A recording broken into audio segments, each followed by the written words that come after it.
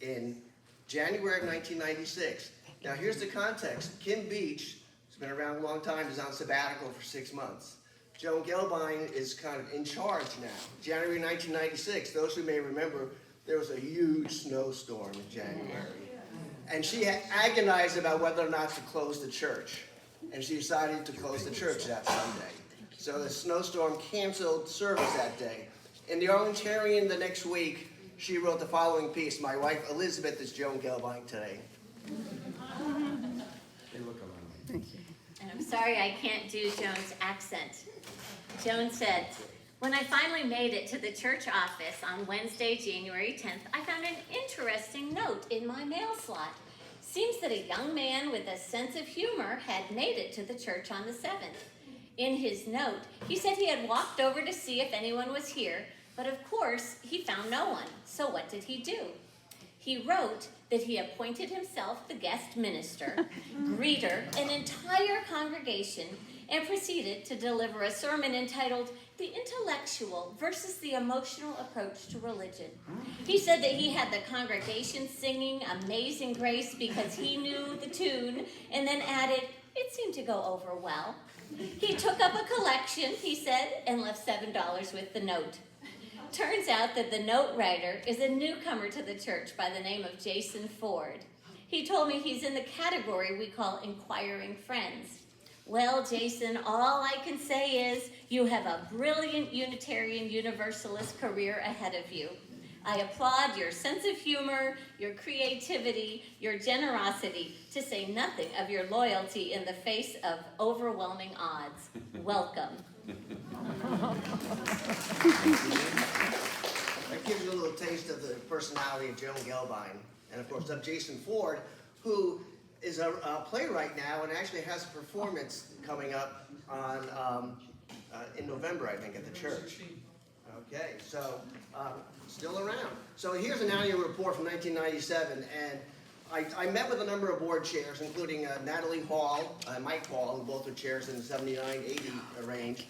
And I just, the 1984 annual report agenda. And that day, and kind of give it a context, because I feel sometimes maybe I know too much. We have what's called a parsonage, right? Which is where our staff lives, and it's right on First Street, right past the playground.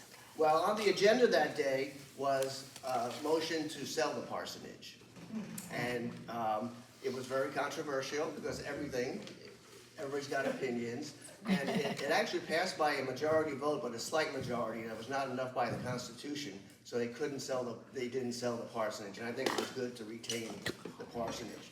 That same Sunday, they had a statement of conscience that was passed to make the church a sanctuary for Central American undocumented refugees.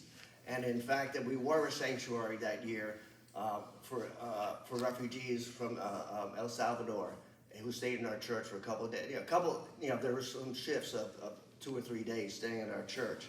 So, I take a look at these things because there's always something going on, it seems, in our church. Now, a little trivia, our church year ended in March, so the annual meeting was in April.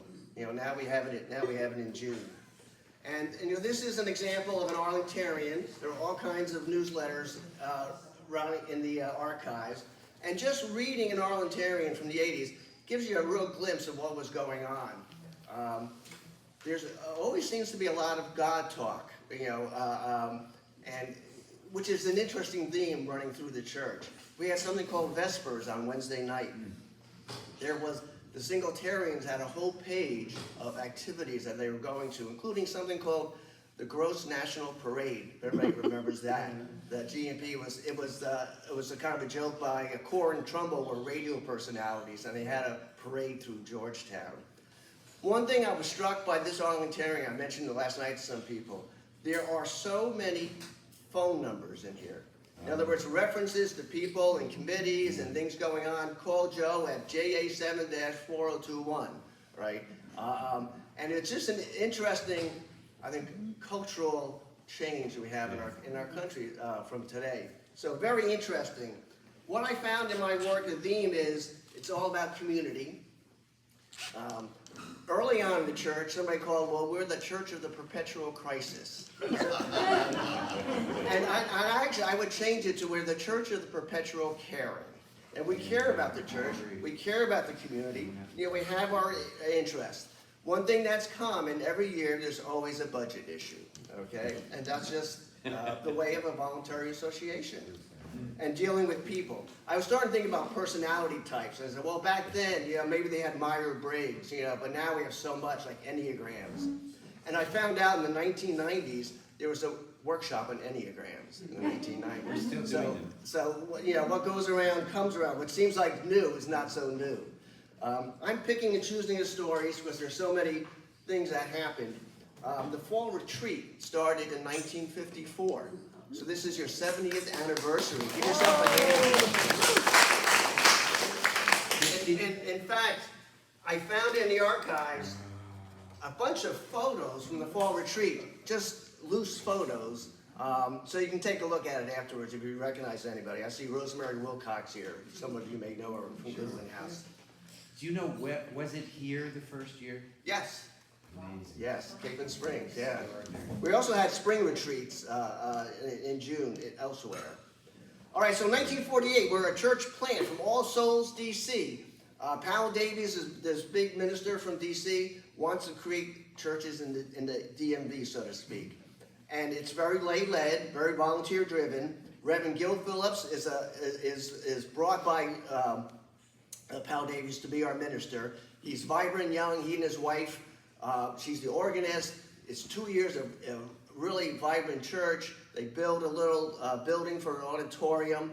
And then one time at the end of 1950, there's an announcement that Reverend Phillips and his wife are divorcing, and that Reverend Phillips is marrying a member of the congregation. So first perpetual crisis. And looking through the records, it's clear that some people are always on both sides. They don't accept his resignation. He's a great minister. We can work through this. George Collier was the original board, the chair of board, and he said, no, we need to get through this. We need to move on. So it's really the remarkable leadership, I think, of people in the church. Earl Bailey's the name I want to lift up. Earl Bailey was a member. He was an architect. He donated his services to build Reeb Hall. What's called Reeb Hall, referred to as Reeb Hall now, was a brick auditorium with a basement. Then there was an RE wing built eventually. Earl Bailey was very involved in that. Ross Weston, the minister, in the 1950s, the newspapers covered religion like you wouldn't believe it, so I can find a lot of stories. He was out on social progress. He testified against closing the schools. He went down to Richmond. He gave numerous sermons. He was fined for contempt of court for criticizing a judge's decision in Arlington during a sermon. And I went to the Virginia Supreme Court, and the First Amendment finally won there. He criticized the American Legion for banning books. Okay, so this is 70 years ago. What goes around comes around, maybe is a theme. He was accused of being a communist, of course, during the 50s. Ruth Tryon's a name I want to lift up. She wrote the first history of the first 20 years. She was the first woman board chair, 1951, so very early. Women were always on the board. She worked for AAUW, and she took part in a lawsuit to break down integrations in school board meetings. I want to raise up, I thought Barbara Rovin was going to be here. She didn't make it today. Her mother, Rose Rovin, is a wonderful unsung hero. I see her, I found her in a newspaper article as we welcomed Hungarian refugees in 1956. And all the way through 1980, 1984, she won the Unsung Hero Award for some other committee she was on. The Eldridge family, I've told this story about how Mildred Eldridge in 1958 was arrested for being a black person in the White Park during our church picnic. And that was a big deal. But also, her son Bobby ended up being, in the black family, being the first student to desegregate an elementary school in Virginia in 1959. And he was denied by the court. He passed all the tests, but the court said he wouldn't be able to adapt, being the only black child in a white school. Now, of course, he was going to Sunday school at Unitarian church, but that didn't matter. So the church funded a scholarship for him to go to a Burgundy Farm Country Day School for a year so that they could prove to the court that he was adaptable. So the church gave a scholarship. But even that's controversial, looking at, people were saying, well, why are we paying just for one scholarship for one student? And board chair Sherrod East just said, this is the right thing to do, this is what we're going to do. So again, a lot of leadership going on. 1952, Vera Tilson comes to town. She ran the choir for 46 years, 44 or 46 years. She was a force. So a lot of people, I see Victor's nodding his head. And so I will pass along a quick story told by Ann Blackston last night about her daughter who went from junior choir to choir.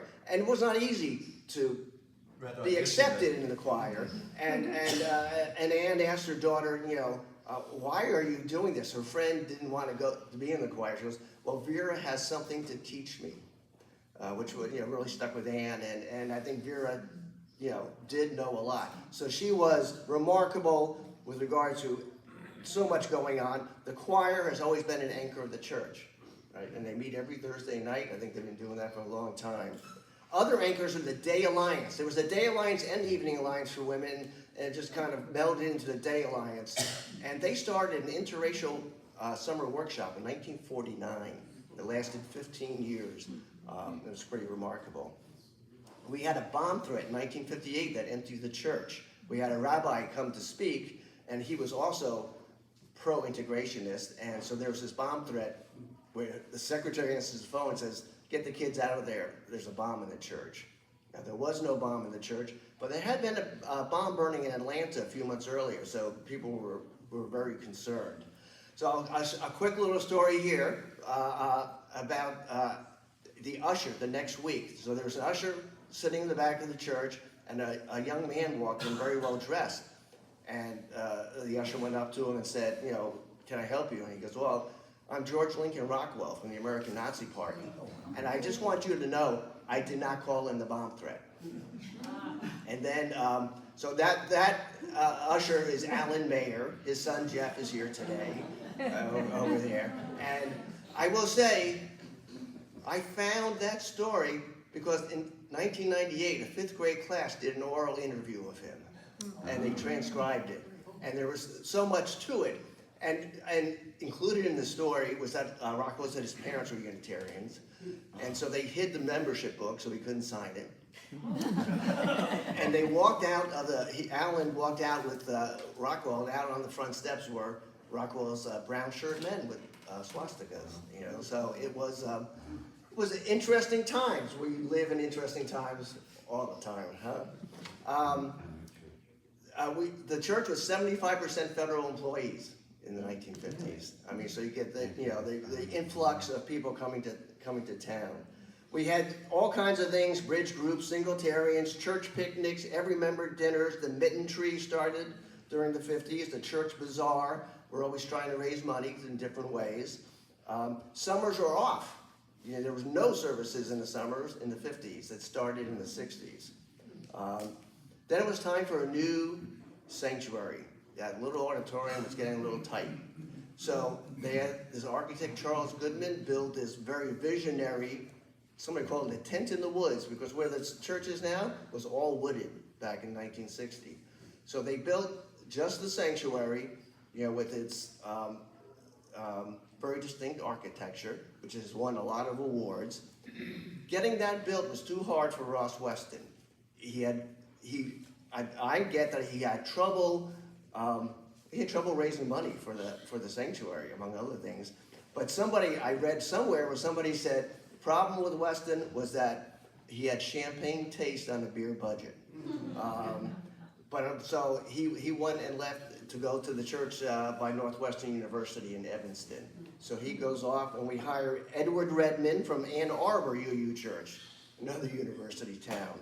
He started summer services. There was a slight decline in growth in the 60s and some unhappiness. All right, so there are good people on both sides. Dave Tilson, Vera Tilson's husband, is the board chair. And looking through the records, I could see that Dave tried real hard to convince Redmond to quietly resign and move on. And Redmond refused to do so. He called for a vote. So there came time for a vote, and he was voted out, 196 to 174. Now, obviously, even if it was 50-50, I mean, it was time, so he realized it was time to move on. He moved on. He started a small fellowship on the edge of Fairfax County, but then he moved back to the Midwest. And why was there a problem with the church? So my theme here is the problem is when people start to feel disrespected. I think it's an emotional thing more than anything else. So my theme, I'm foreshadowing the theme here. Someone in favor of Redmond did not leave. His name was John Alexander. I don't know if anybody remembers John Alexander. I'm looking at Sarah Munson since she's been here 50 years. He wrote in the 1994 Clear Story Press magazine about his peak experiences. And I'm going to call John Alexander up to the stage here to tell what happened that day of the vote.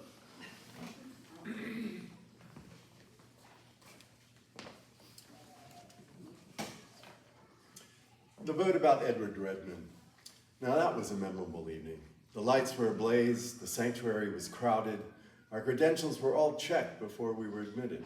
Speeches were made by partisans on both sides. Redmond had refused to resign at the request of the church board, and he asked for a popular referendum, which was granted. I was one of the speakers imploring our members to retain Mr. Redmond. A secret ballot followed. After the votes were tallied, we were reconvened by the chairman, Joe Fisher. The tension was enormous. Fisher, in his slow, firm voice, asked for calm. He said he would announce the results, but he wanted all of us to refrain from commenting, just go home quietly. The results did not favor Mr. Redmond. We were all chastened as we quietly dispersed. Thank you, John. Victor. But and that also reminds me, we need to start writing our recollections and our memories down. You know, it doesn't have to be huge, right? Just give me one page, all right, or 2 pages. Why do we go to church? I'm throwing a lot of rhetorical questions at you, all right? So just things to think about. So I think of a comment from a longtime member, and I ask people this often, is do you have a favorite sermon you remember? You know, or maybe a favorite service? And it's hard to remember, even from people who say, oh, I loved his sermons. Well, what did I like? And this person actually referred to 2 lay sermons. There's one by Ruth Van Cleve, an old-time member, and one by Barry Finkelstein, who's a member of the church now, but he had been a member and actually had been a board chair in the 80s. And this member said to me, honestly, I come to church to see my friends. So I think of our tagline, come for community. Right, then find inspiration and purpose. But so the rhetorical question is, what sermons might you recall? What services? You know, so I'll be talking to you at another time for those answers. Let's go back to theology. All right, so in 1966 they get rid of Redmond, and there's a real assessment. We're pretty good, I think, at assessments and very good at surveys, right? And you know, recently Amanda talked about a survey about theology and talked about panentheism and all this. Well, they did this in 1966, and actually, I may have a couple of copies if anybody wants to do a compare and contrast with what Amanda did recently, because I think it's very similar. So here's what, there are 301 replies. You can give 2 answers. You know, you can check off because you're not just one thing, right? So the number 1, over half the people put down humanism, right? But of course, it's always interesting, how do they describe these things, right? You know, man is responsible, wholly responsible for his destiny without the aid of superhuman power. And then it goes down, below that is ethical Christians. Kind of think of Thomas Jefferson cutting out all the miracles in the Bible.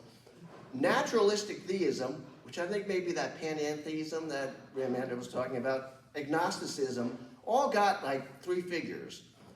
And then down to 13 was supernatural theism, kind of a personal God, atheism, and it's interesting, mysticism, which I don't think was in the recent survey, but I think mysticism, to me, is actually pretty important, I think, and I think of different things that we've been studying in church recently. So anyway, again, what's old comes new again. You know, survey on theology I thought was very interesting. Now I don't want to. I want to talk about RE. So in the mid-1970s, we had a number of religious education directors, Blanche Worth, Eileen Day. Then there was one in the mid-70s, and who was perhaps having struggles, so to speak. And so during this time, there was a committee, and yes, there's somebody in the audience here was on that committee, having to deal with it. And just the volunteerism that, that I see of people stepping up, is amazing. So there was an emergency year. Robert Clark, who was a minister who was very well loved, had moved on to Dallas, and so we had to fill the pulpit for a whole year because we didn't have interim ministers back in those days, and we had to get an RE director. So volunteer stood up, Claudia Blake. Some of you may know Claudia. So you'll see her in 22 years after the year, 1974, because she'll be the board chair toward the end of the 90s. But it is, again, just amazing the volunteer aspect of people stepping up. Earl Bailey comes up again. Remember the architect? He goes to the minister and the board and says, in the early 60s, we have a real problem on affordable housing for seniors. Talk about ahead of his time, right? And from that spark came Culpeper Garden, or the affordable housing building near our church, partially donated by Dr. Culpeper, a member of the church. But Earl Bailey kind of started that. And people who really ran with that was a family called the Gibboneys. Wilhelmina Giboney and Carl Giboney. If you go to the Reeve Center and you see the stained glass, look outside the window, and there's a garden there, the Giboney garden. It was an azalea garden, not quite as azalea strewn as it is, but they were very important. The building committee to build the sanctuary is very important. The choir was like, they're going everywhere. They're going on trips. They're going to Europe, Scandinavia, Italy, Europe. It was a real, almost like covenant group, I would think. There are all kinds of clubs. We had a couples club. We had dramatarians. All right, we have the Chalice Theater now, but yeah, there were a lot of plays put on in the early years. There's a thing called the Clams. Lindsay Harmon, Chatter, Laughing, and Munching Society. There was a Christmas workshop. There were sermon discussions. After the sermon, somebody would ring a bell and go into a corner and talk about the sermon. The big thing was getting an elevator in the sanctuary to go down to the social hall. Which was the basement. Which was the basement, right now where the youth group rooms, that was just a big basement. That was where you would go after the service for coffee. AUCP, the Cooperative Preschool, got started in the early 70s. They built the playground that we have now. Social Responsibilities Committee, we always call it different things. Social Justice Task Force, social response. They had all kinds of subcommittees. The Low Income Housing Subcommittee, the Prison Reform Subcommittee, the Human Ecology Subcommittee. I could go on and on, there were pages of committees under social responsibilities. We started human sexuality teaching called About Your Lives, or About Your Sexuality, AYS, which we now call AL, Our Whole Lives. And one of the early starters was Chuck McLean and his wife, who's still teaching it. Yeah, it's pretty amazing. So we were a vibrant church. Bob Clark leaves. Why does he leave? He just feels it's time to go. He's kind of on top of the world. He goes to Dallas to take on a Unitarian church there. So he goes off, and then we head into the 80s. I want to share a short thing by John Alexander. I did not give this to Victor, so I'll read it myself. What were some of his favorite services? He says, and I quote, "The Holocaust Memorial Service, officiated by Reverend Joan Gelbine, was incredibly moving. Recollections of the extermination camps by our own members, too painful for them to present directly, and a dance group in black colors solemnly searching the sanctuary." Then he also says, there were very special Russell Woolen lecture sermons. Russell Woolen was the organist from 1980 to 1994, amazing composer and organist. And John says, The breath-stopping, shimmery blend of human voice and oboe in the church concert performance of Mozart's Great Mass was amazing. And again, so that's something that he shared, and I'm just so glad I was able to find that. So I'll get to my Maya Angelou quote, right? People will not remember what you said or what you did, but how you made them feel. So let's get to 1978, and we call Kim Beach by a search committee headed by Dick Martin, a longtime member of the church. Kim Beach was born in 1935 in Richmond, Virginia, member of the First Unitarian Church in Richmond until he was 9 years old, and then they moved to Cleveland. He went to Oberlin, he went to Harvard Theology and Wesley Theological Seminary. In 1961, he was a minister, so he was 26 years old. He served Buffalo, Marblehead, Massachusetts, Austin, Texas, and Cleveland in the 17 years before that, and the search committee calls him. And like search committees do now, is you have a candidating week, you come in on a Sunday, give a sermon, you meet the people, you give a sermon, and then there's a vote. And his candidating week was, the vote was 85% to 15%, which is not a great vote expecting a new minister. And the board chair there said he called Kim and told Kim, and Kim said, I have to think about it, but he did come. But I could do a whole presentation on search committees. So Kim Beach, 78 to 96, he's now retired. He's in Madison County, lives on a farm in the Shenandoah Valley. He's actually a member of the UU Blue Ridge Church, and I kind of saw him on Zoom because I did a service at the Blue Ridge Church. He and his wife Barbara can be seen on the Zoom services. Barbara was a very involved member of the church. I found out that she was of Czech descent. As what Victor was telling me a quick story about her. A common adjective for Kim is erudite.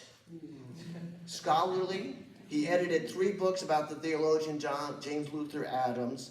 And again, I was telling somebody, I came from a Catholic background where you had 5-minute homilies, but this was very Protestant, long sermons, very, very intellectual.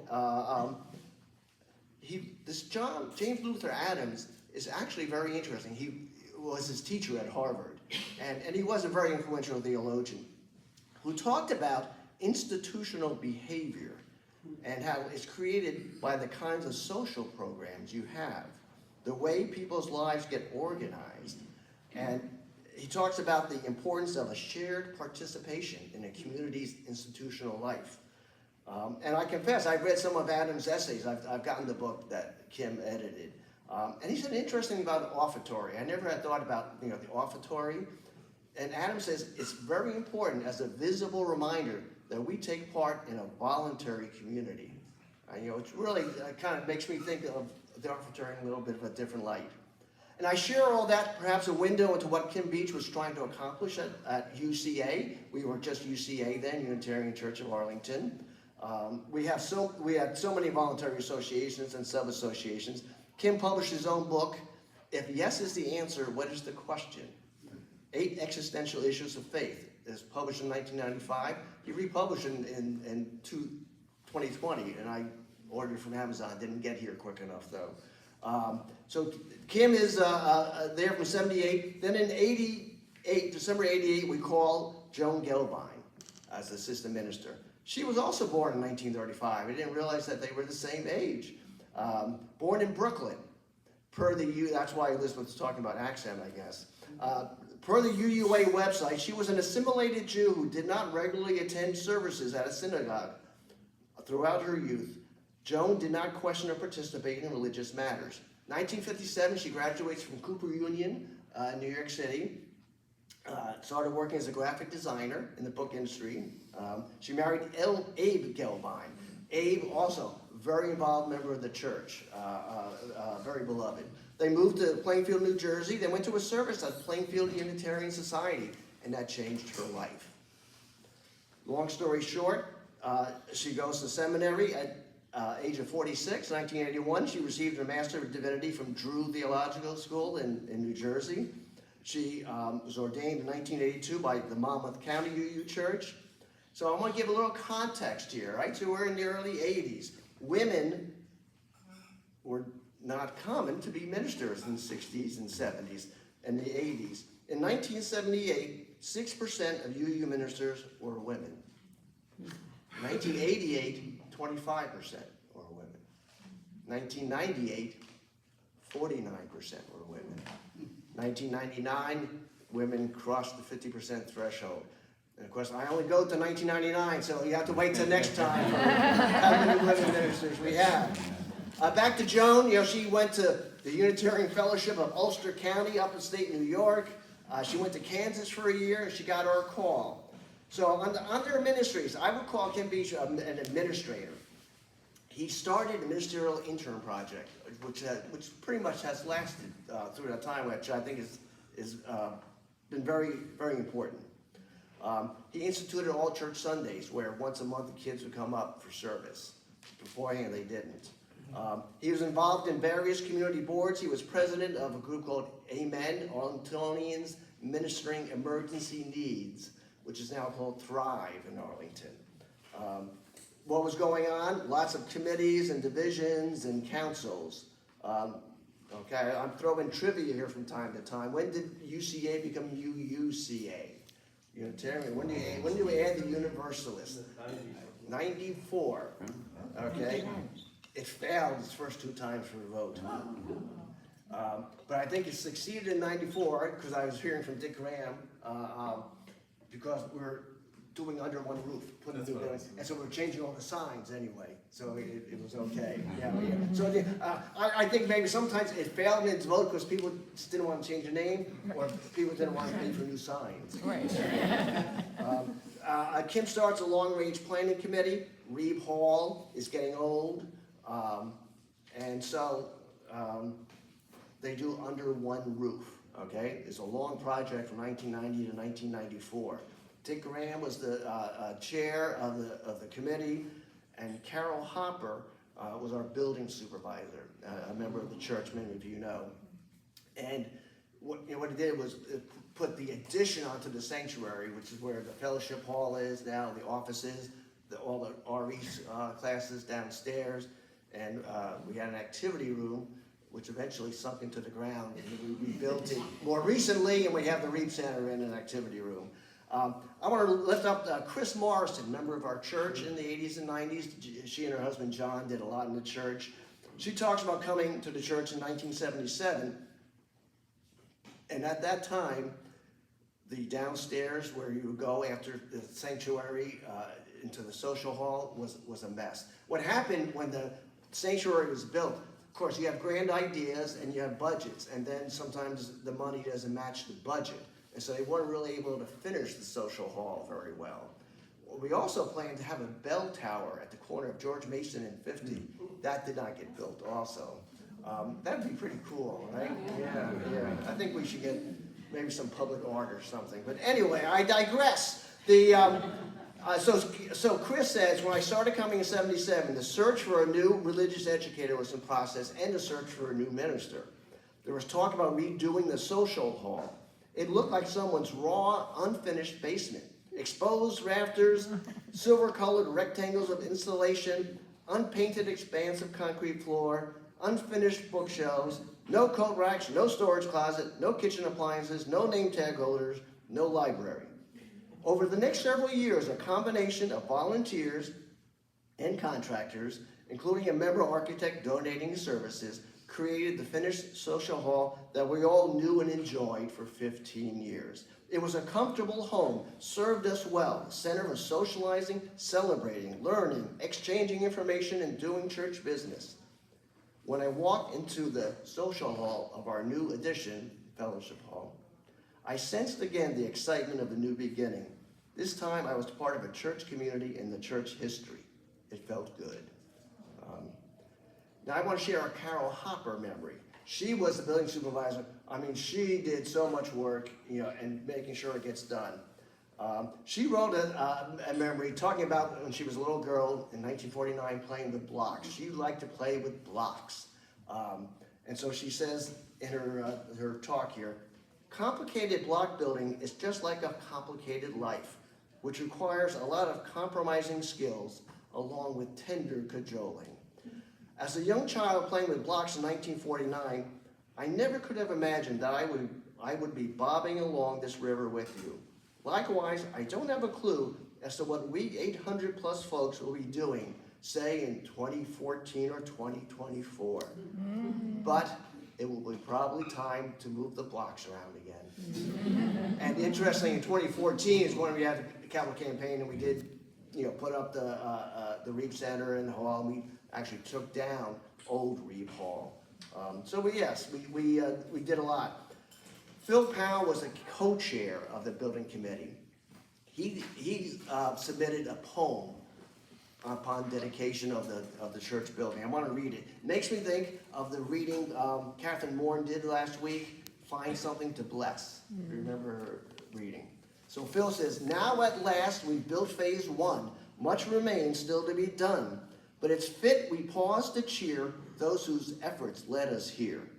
Bless the planners, the building crew, trustees, givers, Carol too. Bless all those who pass this way. May the future bless this day. And bless those who brought us then to gather beneath one roof again. So I love that concept of blessing.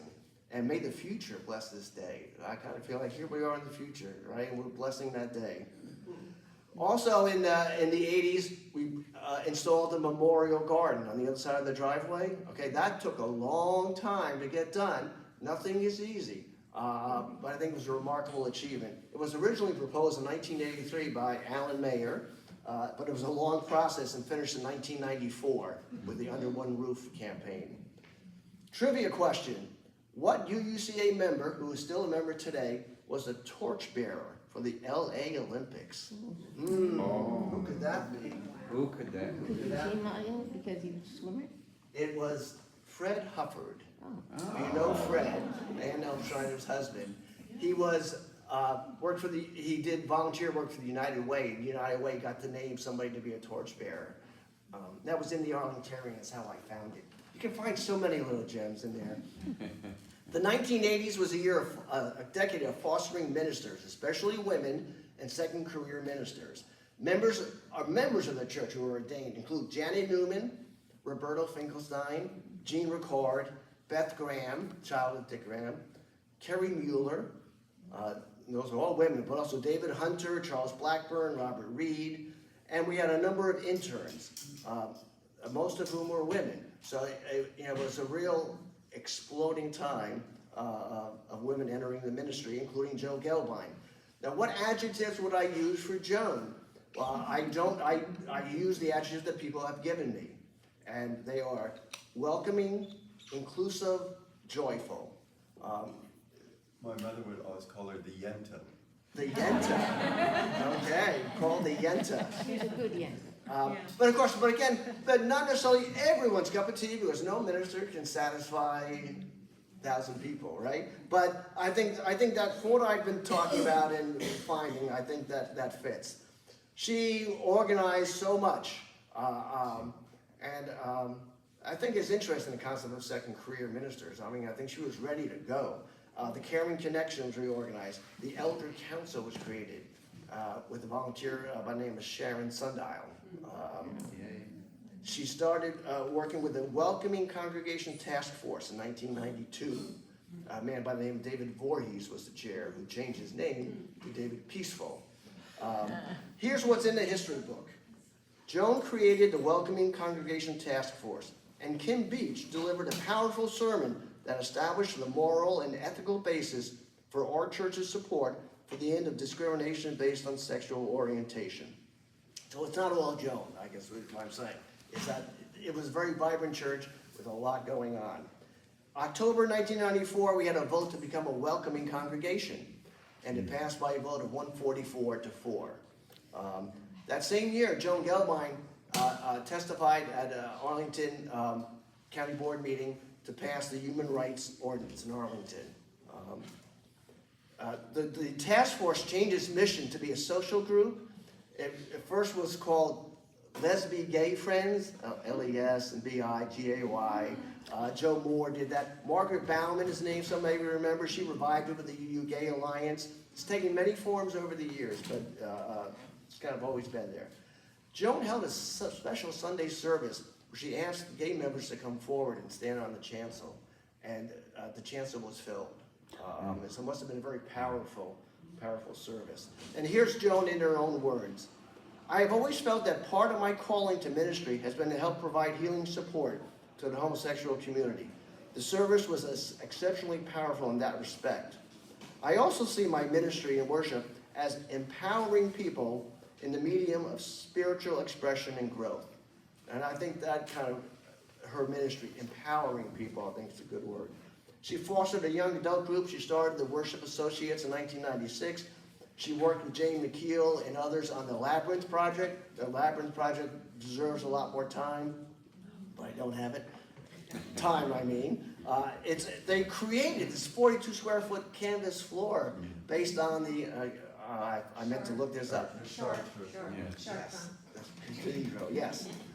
All right, I'm talking to Bob Gayer. People don't know Bob Gayer. He's been like treasurer, assistant treasurer for 30 or 40 years. You ever see Bob Gayer, thank him for all he does. I'm talking to Bob about the Buddhist Fellowship. I said, Bob, when did that get started? He goes, well, I was in the office in the 90s, and I was talking about, I'm starting meditation. And Joan said, oh, I can help you with that.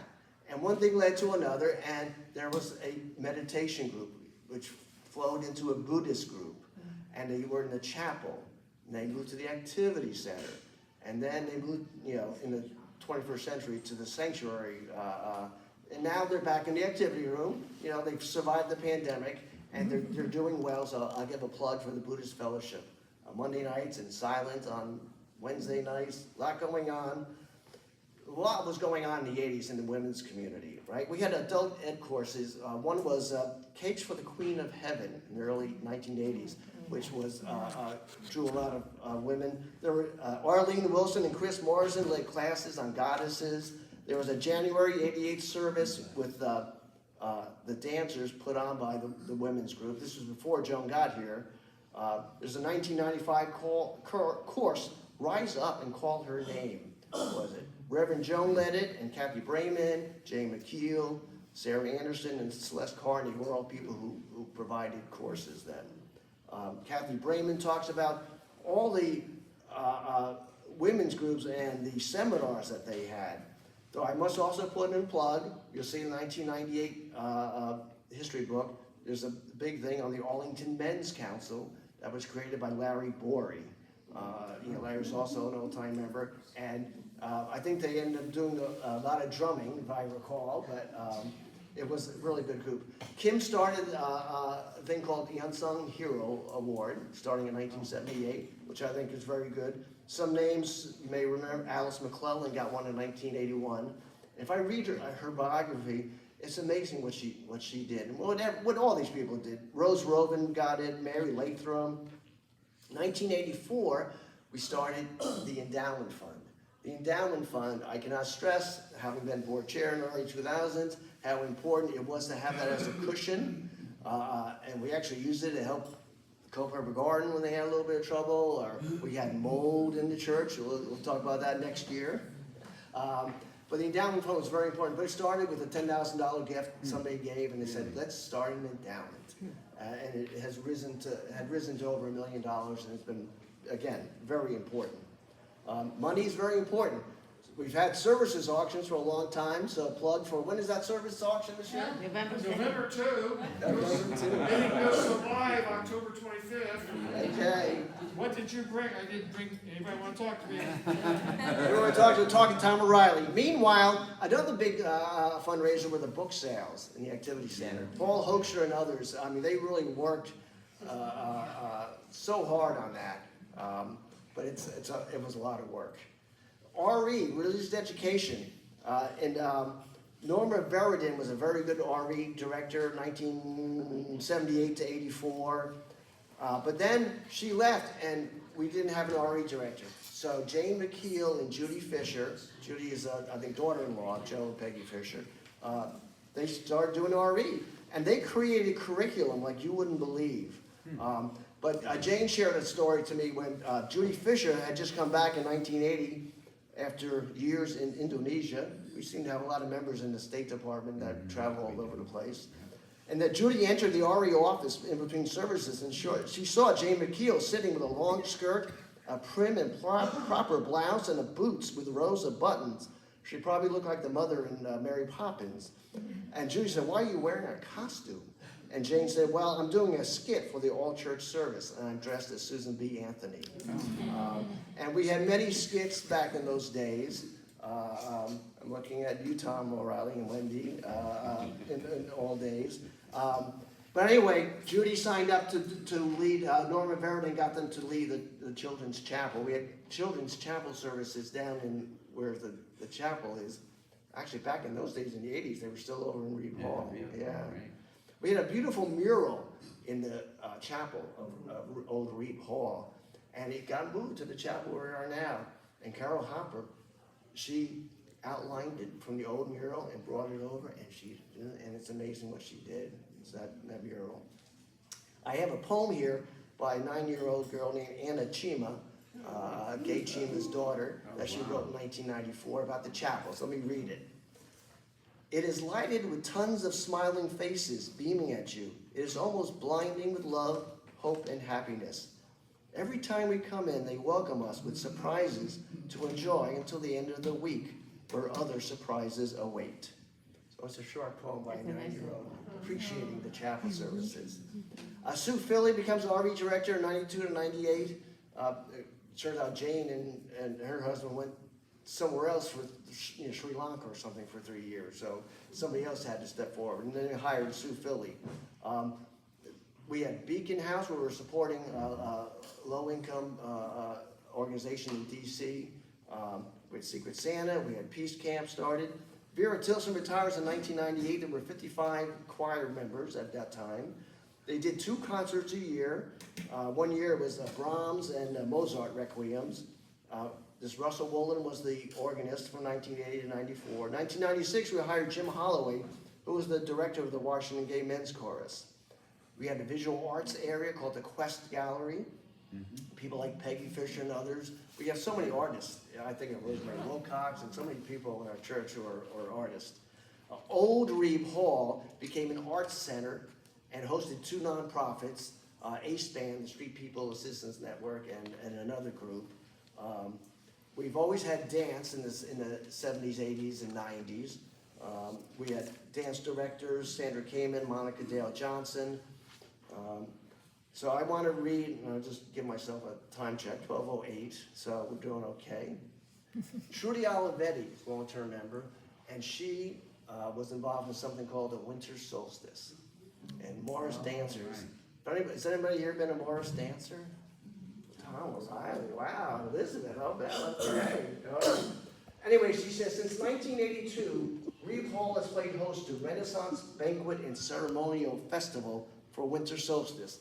Plain and drab Reeb Hall, with its cork bulletin boards and dingy walls, was transformed into an ancient evergreen and life-filled refuge. The celebration has developed over the years, but certain elements have become fixed. The candle lighting ceremony, the Bromley horn dance, the appearance of Father Christmas, the presentation of flaming plum puddings, the Morris dancers, and finally, the singing of the Lord of the Dance. I don't know who was the Lord of the Dance. Blokes with Oaks. Blokes with Oaks. Tom O'Reilly had heavy sticks, and they were hitting each other with sticks. They're hitting sticks. They weren't hitting each other. So anyway, Trudy says, for me, the tradition of the Winter Solstice celebration was the beginning of my own creative and spiritual connection with the church. And I'm grateful for the opportunity to have been part of it all these years. She went on being very involved in Chalice Theater, as it turns out, but again, that's next year. We started English as a second language group. The ESOL group is amazing. It's still in existence now, kind of online, what they transformed. But Derek Singer and others, I believe Rick back there, English, right? Involved in English as a second language. Yeah, it's still going. If anybody's really interested, let me know.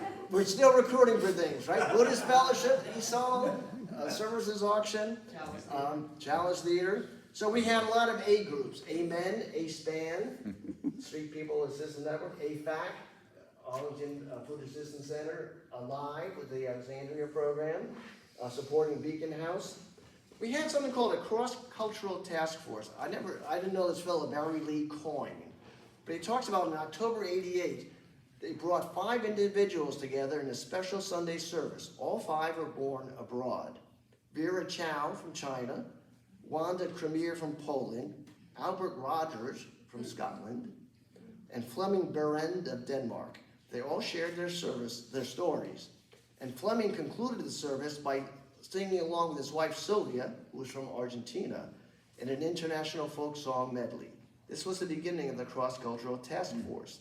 A year later, we brought together former Peace Corps volunteers, led by Natalie Hall, to present a Sunday service on their experiences. The next year, we had a Vietnamese New Year's festival in Reeb Hall. In '92, we filled Reeb Hall with a program coordinated by Sharon Sundial, organized in response to Rodney King's plea, "Can't we all get along?" It was called the Prejudice Reduction Workshop. Talk about a title. He says, the most enduring project for the task force was our partnership with Barrett Elementary School, where many tutors and other volunteers helped foreign-born grade scholars learn English. Looking through the records, there were a ton of volunteers at Barrett School from our church. It was amazing. Oh, we also have the Task Force on Racial Diversity. Sarah Munson, we have to give a speech sometimes to talk about all these things. But one thing I noticed, Sarah and others, is that in the Arlingtarian, every week, there was a little bit submitted by the Task Force on Racial Diversity.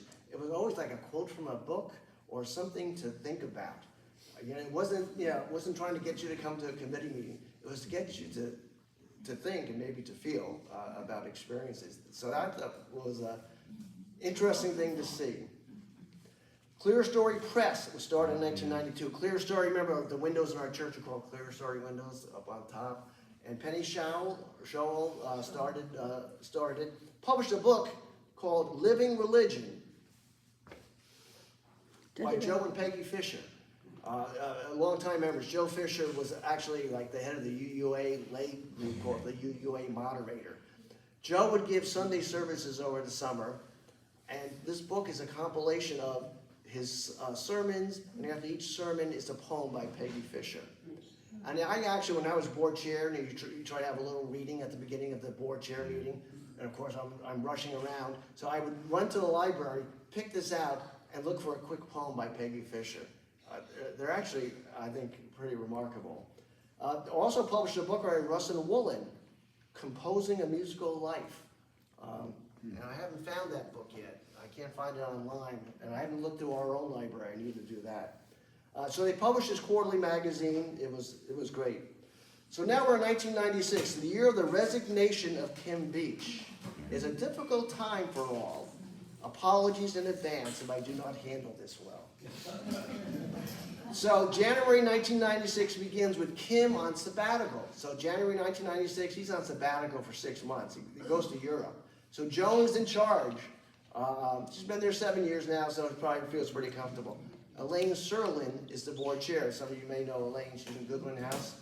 She and Mike Serlin are one of the 3 couples who both are board chairs. The trivia question, what 3 couples served as board chairs? Elaine Serlin, Mike Serlin, Mike Hall, and Natalie Hall, and Wade Latham in 1956, and Mary Latham in 1986. Wow. And let me give a shout of appreciation for Mary Latham. Mary Latham, I was board chair in 2006, 2007. I always remember seeing her at coffee, and she was always so appreciative and say, "Oh, Bill, you're doing great, this and that." I mean, it just was a remarkable person, I thought. So anyway, here we are. So Kim's off in Europe. He's actually going to Transylvania, among other places. And Joan is dealing with a problem. The pagan group is very unhappy. So, we have Moonfire now, and there's a brouhaha, and looking at what I've read, it got solved. And again, this goes to my thing. The problem was what the pagan group felt very disrespected. So that goes to my theory about conflict arising from feeling disrespected. But then the big problem surfaced. So in the annual report, there are great summaries of what happened that year. That's why I feel I don't need to tell you. I would ask Joan Gelbine to come up and tell us a little bit about what happened. This says Joan Gelbine Annual Report 1997. In the spring, about the time of the board retreat, reports began to surface of a particular group's efforts to ask Kim Beach to resign as our senior minister. This information came up during the retreat as something the board should find out about and be ready to deal with in the months ahead, although they didn't then realize how serious it was. I told the board I would leave the retreat early to allow them to talk in confidence and that I would contact Kim Beach to let him know. I called Kim when I got home and told him what I had heard. He said he would speak to the chair of the board to try to understand the details of what was going on. Living with this information set a disturbing undertone from then on. Things did not immediately open up, and those of us who knew remained guarded and apprehensive as the board sought to ascertain the depths of the situation.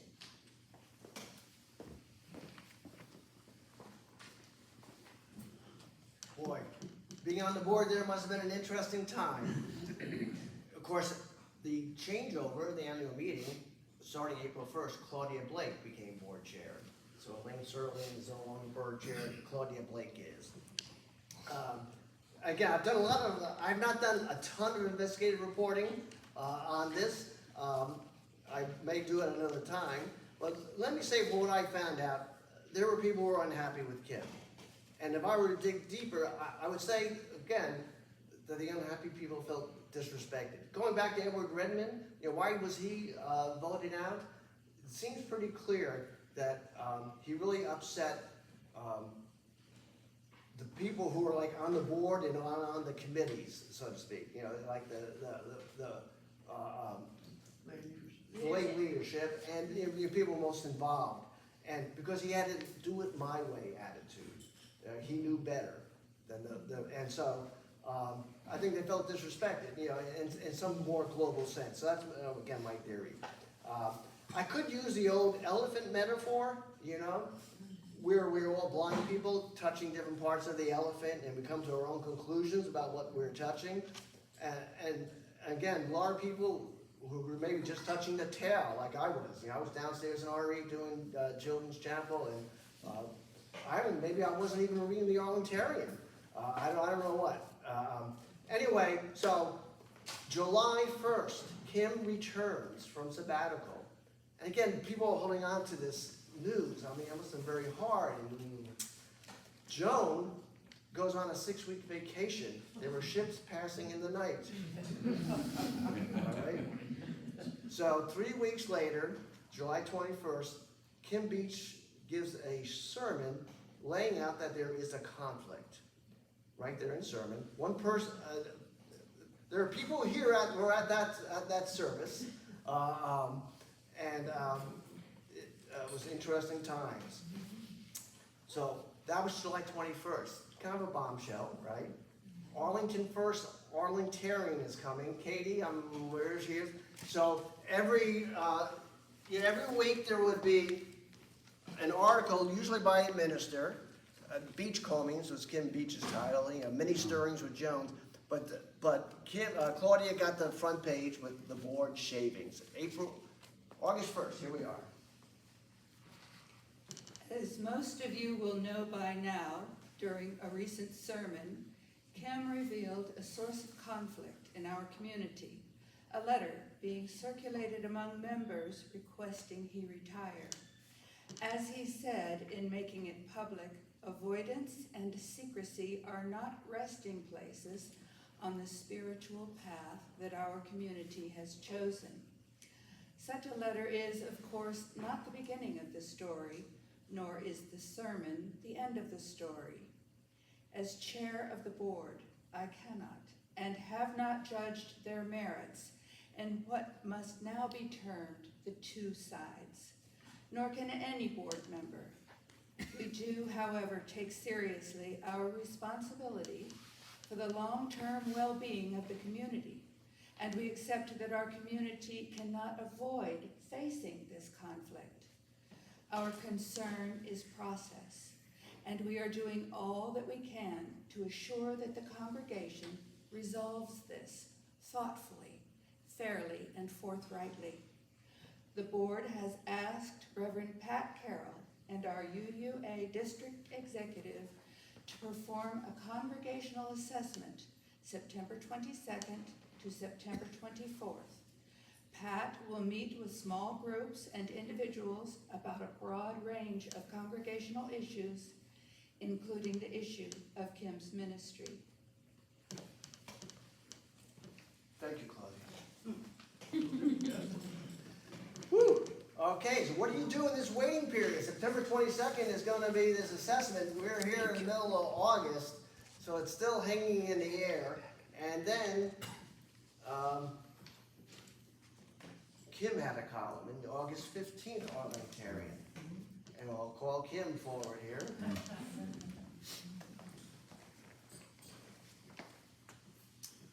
Since I returned from sabbatical leave at the beginning of July, my life has been, well, interesting, which is to say very painful, but also very educational.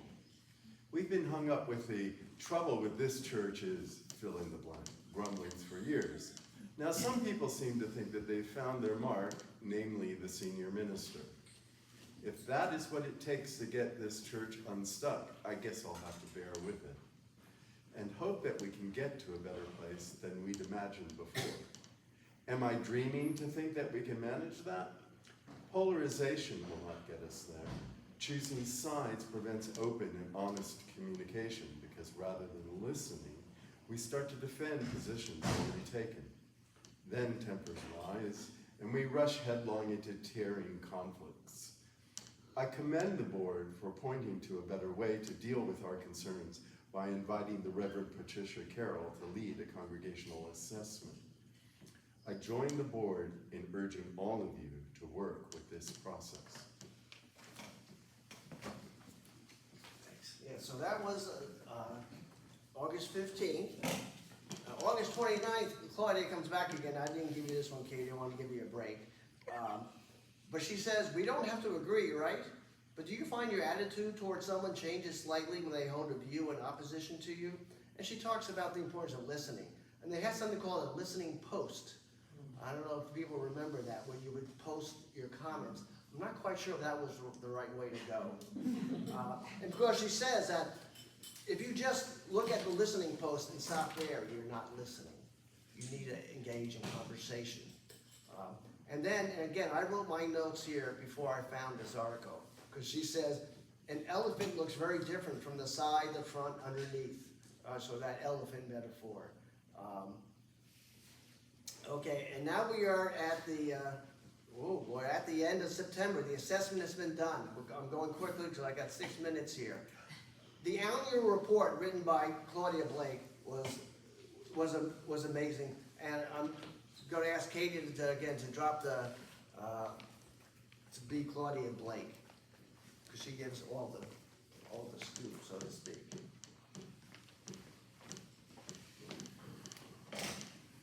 It has been my privilege, my advanced education, to serve as board chair, and I thank you for the opportunity to serve. As always, churches are places to grow. The forced resignation of our senior minister, the Reverend and Dr. George Timich Beach, after 18 years of service, with all the attending emotions, has never been far from the minds of any trustee, nor, I dare say, from yours. From our first meeting at the board retreat, the board members began dealing with the long-standing and closely held secret of distress among many of the congregation over Kim's continued ministry. The opinions of individual board members were as divided as were those of the congregation. We were not divided about our principal responsibility to confront the conflict and to lead the church through crisis to resolution. A total of 456 members and friends participated in the assessment, either meeting in small groups of about a dozen people, or writing letters, or meeting individually with Pat Carroll.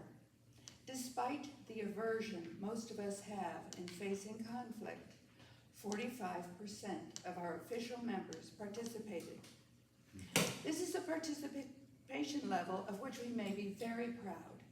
We are a congregation that cares deeply about this church and community life. The assessment clarified the congregation's position on Kim Beach's continued ministry. 20% wanted no change. 43% felt he should leave. 7% could not decide, and 26% had no opinion. To quote Pat Carroll, this is in many ways not about whether Kim was more often right or more often wrong, whether he made huge dismissible offenses or not. It is about the support from the congregation for his ministry to go forward at this time in the life of the church. Clearly, that support is in serious question. Kim then asked the board to name a committee to negotiate a transition from his ministry with us. The congregation accepted the negotiated package on November 24th, 1996, and Kim resigned as of December 15, 1996. The report also pointed out problems within our congregational structure. At our suggestion, the board created task forces to study these problems and make recommendations for improvement. Thank you, Claudia. Now, one tidbit about Claudia, she convened one of the board meetings wearing a gorilla suit. And she had a banana for a gavel. If you'd only I told think me. she was trying to make the point is that, well, to be a little bit like if you could. So remarkable times, right? By November, the resignation had taken place. There was a task force on community building with Celeste Carney and Trudy Olivetti as co-chairs. A task force on conflict and dispute resolution with John Gunning as chair, with Lavona Grow as a member of that task force. A task force on evaluation and feedback with Bill Riley as chair. In the aftermath, we're getting to the coda here, I got 2 minutes, there was growth. There was actual growth in basic numbers. Some congregations left, and that was painful. But membership grew from 761, by 1998 it was 870. The pledges grew by $100,000 from 590 to 680. So the church got through it with strong leadership and a good assessment process. Claudia's report then goes on to talk all about the activities swirling around the church. It's a remarkably hopeful document showing the resiliency on Claudia's part, the board, the congregation. An interim minister was hired, that's for the next time, Paul LaRue, but it was very successful ministry. And a search committee was formed, which would bring us the ministry of Michael McGee, but that's for another time. I want to end with 2 quotes, one from Sue Philly, looking back, and she talks about growing up, she was surrounded by family, but my own children now see relatives only once a year. Our extended family is now our UU church family. Here we share holidays, milestones, and achievements as they are celebrated within the church community. That family concept. And Joan Gelbine wrote, my dream is to establish a spiritual growth center in our church to address the needs of our members and the larger community to develop the art of living spiritually. And she goes on, it's actually a very remarkable document. But she says, people are hungry for a place of rest and deepening. It's my dream that this church can provide such a place where we can learn self-love, compassion, and transformation. So I will end, though, with the words, and I wasn't able to find the interview of Alan Mayer from his interview with the 5th grade class. And he's talking to these 5th graders, right? It's really great. And he says, well, you know what? The great thing about the church was that the people I have met and worked with. And I mean, I would agree with that as well. We are the church, and thank you for listening. It's I Feel Dirty. We go take a photo now.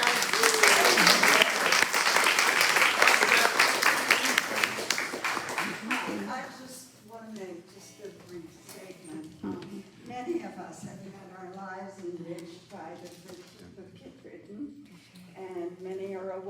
that he had a stroke earlier this month and was moved to the hospital and then to a nursing home.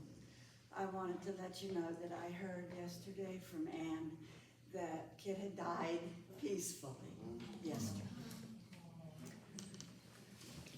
And just, I mean, you know, Kit was a longtime member who was really involved in making sure we had the right plants in our church. And he was a wonderful member, and so, and Sandy's gonna say something now, I believe? No, okay, we're all good. Okay. Okay, thank you for being here.